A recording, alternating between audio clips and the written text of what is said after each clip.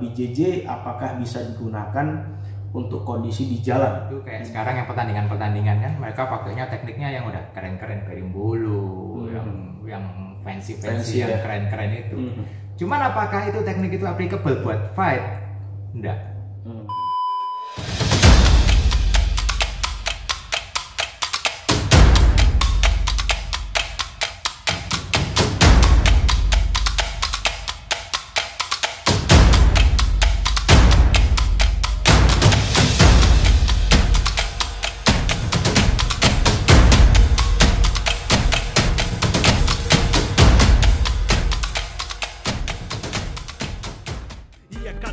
Cê vai ver que não tá só.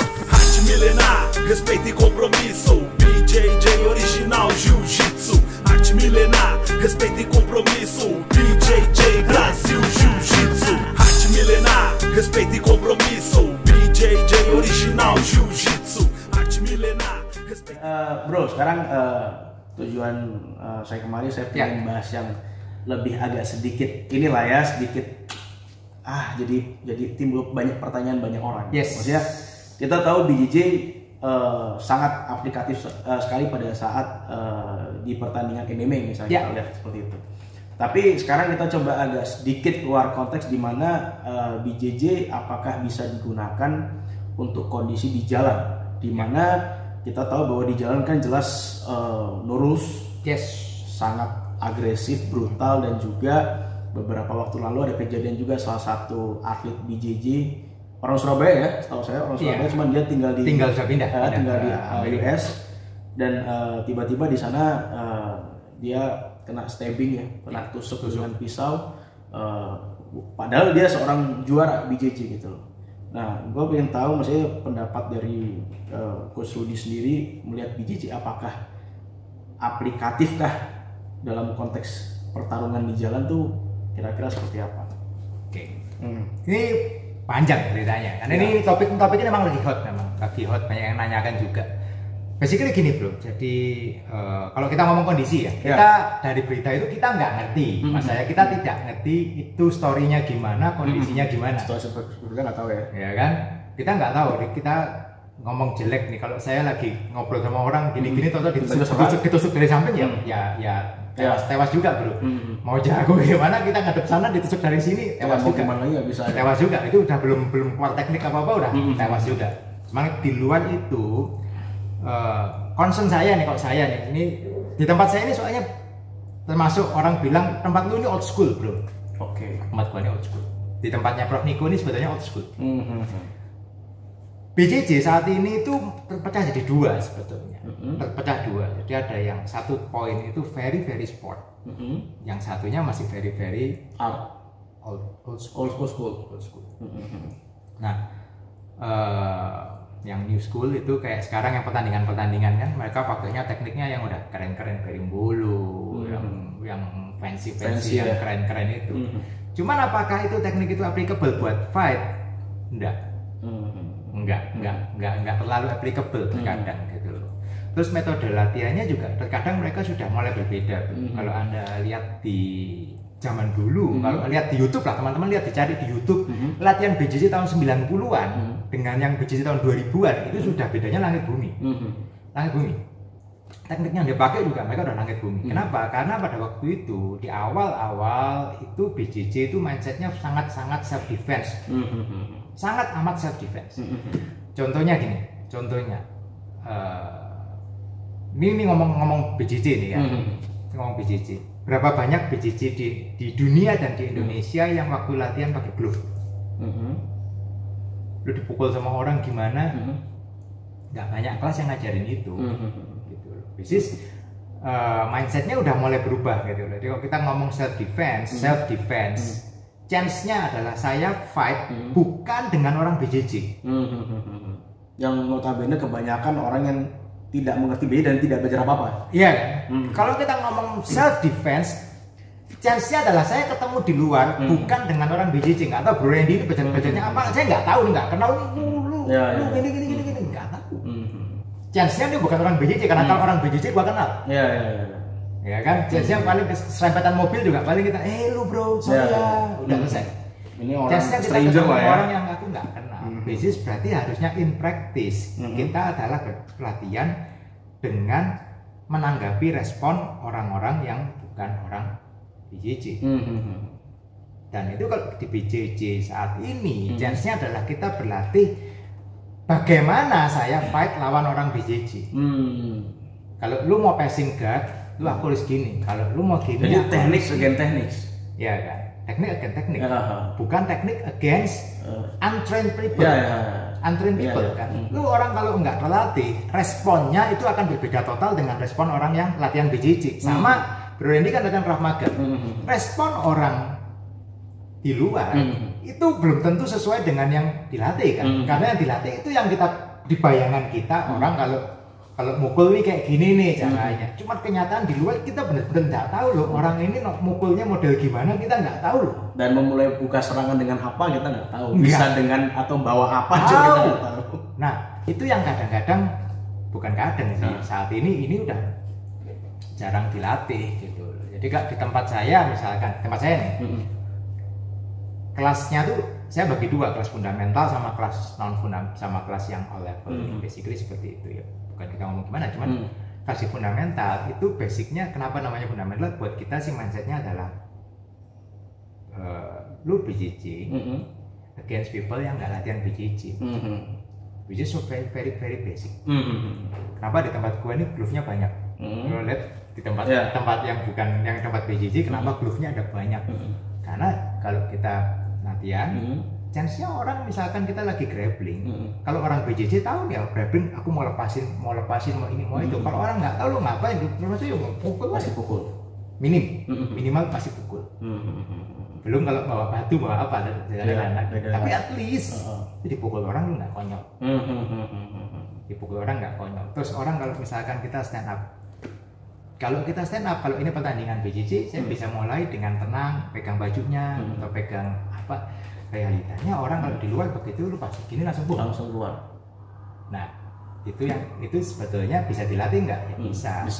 Cuman kalau boleh ngomong nggak banyak juga yang sekarang tempat yang ngajar seperti yang latihan sampai seperti itu. Gitu. Dan juga mungkin gini BJJ kan identik dengan permainan bawah. Iya. Dimana kita tahu bahwa pada saat mereka latihan bahkan bertanding pun pasti menggunakan matras. Ya jelas. Sedangkan kalau misalnya konteks di jalan, dalam arti kayak kita nggak usah nanya siapa lah, gue nanya langsung sama Coach Rudy sendiri. Misalkan dalam kondisi di jalan nih, kita ngomong di aspal lah, apakah yang keluar bakal teknik yang lebih banyak berdirinya, atau lu mau nggak mau bawa lawan ke bawah juga dengan resiko yang jelas itu bukan matras? Ya. Apakah tekniknya bisa berfungsi juga di bawah? Bisa. Kenapa? Gua mau di top. Kalau posisi lu jatuh nggak jatuh, misalkan saya lakuin, kalau ini kita ngomong self defense. Nah ini bedanya, kalau self defense kita selalu always on the top. Kita selalu startnya nggak mungkin kan posisi di bawah, pasti berdiri. Start udah di bawah nggak mungkin, start pasti aku pasti di atas. Saat aku di atas, let's say di attack. Kalau bisa aku mau finish itu di atas. Kalau bisa mau finish itu di atas. Atau let's say aku take down sampai ke bawah. Banyak kok teknik yang di top. Cuman buat di pertandingan, kalau BJJ yang fokus di pertandingan, ini nggak menarik. Nggak bisa. Ini nggak bisa karena kita misalkan let's say kita ngomong teknik, saya mau finishing ini, saya mau buletin di atas sambil saya berdiri, bisa nggak? Bisa banget. Cuman kalau ini di pertandingan, dia pasti lawannya yang mau saya ikutin, dia pasti narik ke bawah. Dan itu juga maksudnya kayak saya pribadi lihat, kita lihat ini ya. Lihat video-video Gracie yang dulu kayak misalkan Helio dan pokoknya yang senior lah, mereka kan ada juga teknik posisi berdiri kan banyak, dimana yang kelas zaman sekarang rasanya kayak nggak ada yang ngajarin karena itu nggak bisa dipakai di pertandingan.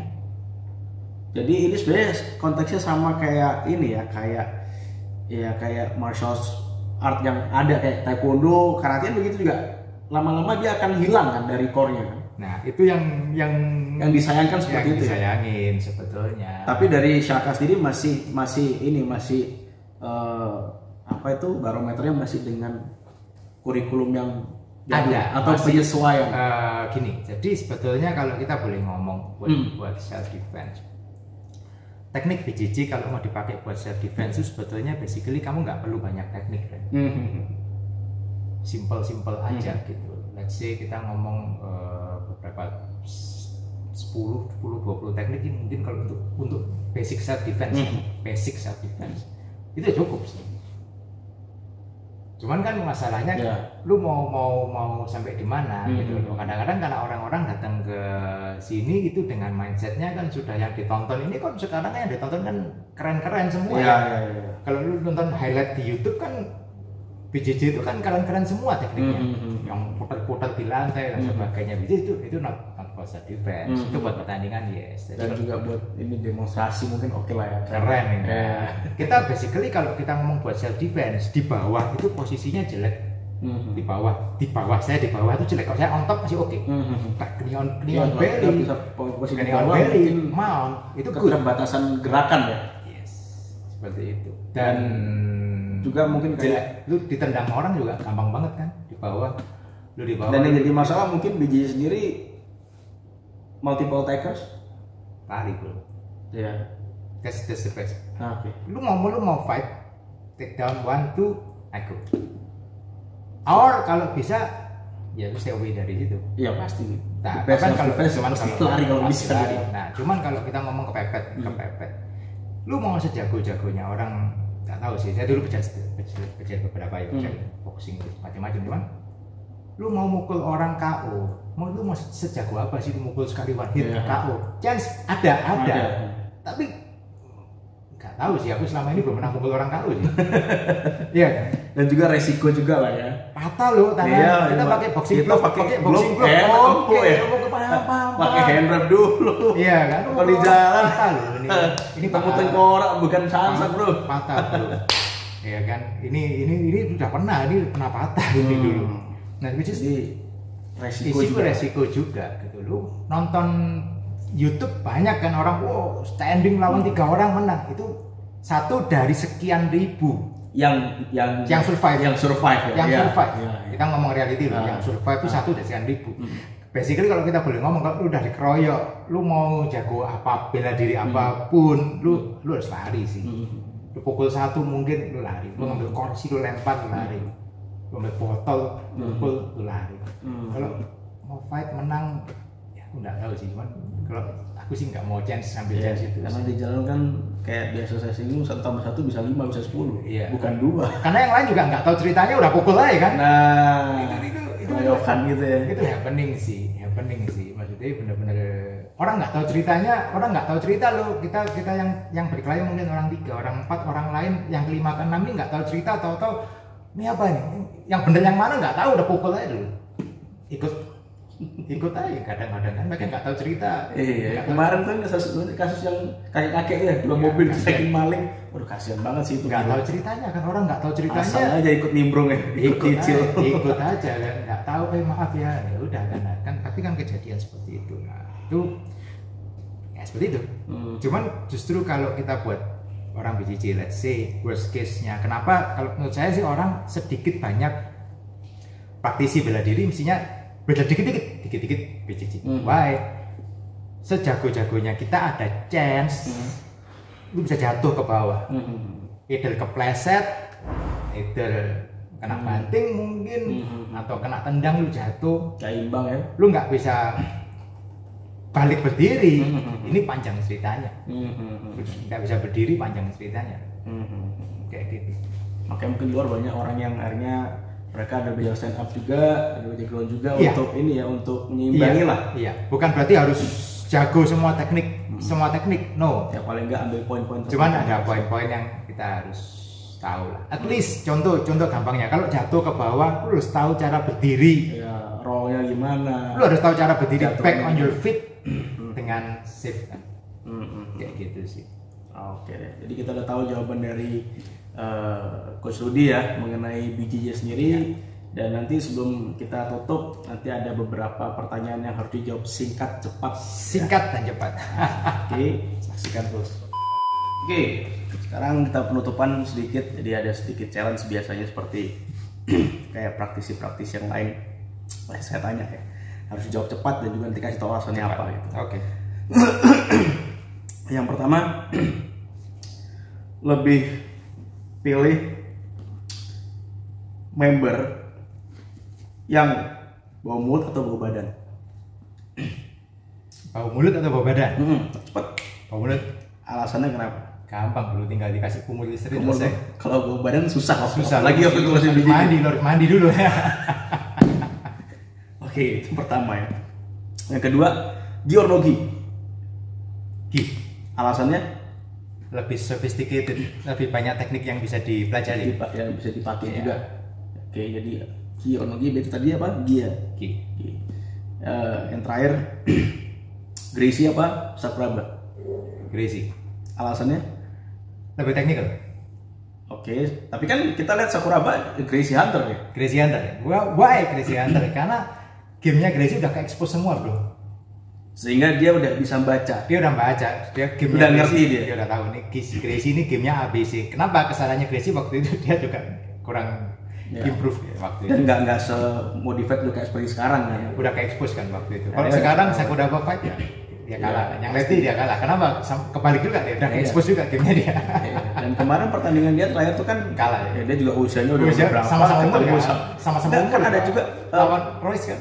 Sama-sama. Enggak, yang bukan yang terakhir bukan lawan Royce, lawan siapa ya? Entah anaknya apa siapa adiknya. Ya, sama-sama ikut tanding. Iya, buat tanding asik-asikan aja gitu. Hancur. Yang penting bayaran dulu yang penting.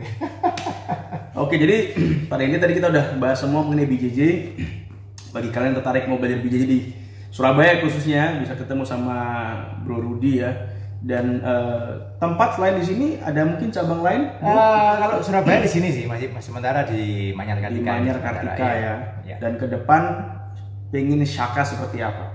Ya lebih gede bro. Kalau bisa punya tempat yang lebih gede, pastilah gitulah. Nah, bisa latihan lebih banyak, yang bisa latihan lebih ada yang mau modalin atau investor ini di sana. Ini bisa langsung kontak. Karena jujur Surabaya BJJ nggak terlalu banyak kan ya? Enggak.